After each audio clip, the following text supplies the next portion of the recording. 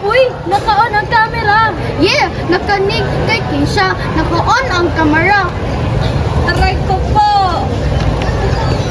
Kasunod ng sigaw ng Pugadlawin, Balintawak, ang kanyang bakuran ay naging isang santuaryo kung saan niya inalagaan ang mga may sakit at sugatang revolusyonaryo at pinakain ang mga sundalo.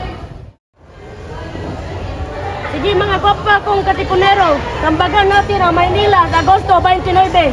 Sige! Noong Agosto 13, 1896, naganap ang labanan sa San Juan del Monte. Kilala rin bilang labanan sa Pinaklabangan. Maraming katipunero ang namatay. R.I.P. Idol!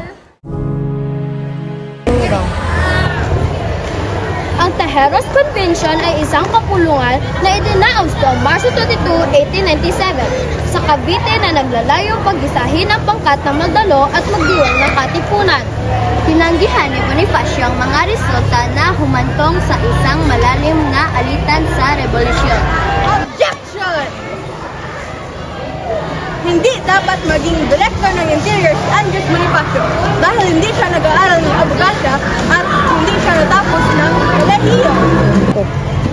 Ano? Medyo sumasang-ayon ako. Ulitin mo yan? Sang-ayon ako sa pahayag niya. Hindi nga ako nakatapos ng kolehiyo, ni hindi rin ako nag-aral ng abogasya. Mas bagay siguro ang iba. Si Andres Bonifacio at ang kanyang kapatid na si Procopio Bonifacio ay ipinatapon bilang nagtaksil sa bayan. Noong Mayo 10, 1897, sina Andres Bonifacio at Procopio Bonifacio ay kapwa pinatay sa Maragondon, Cavite.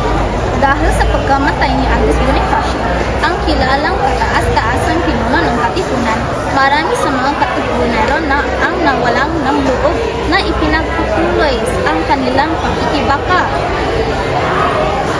Marami ang pumiling sumali sa revolusyon. Dahil dito, nagkawatak-watak ang mga revolusyonaryong Pilipino at tuluyang humina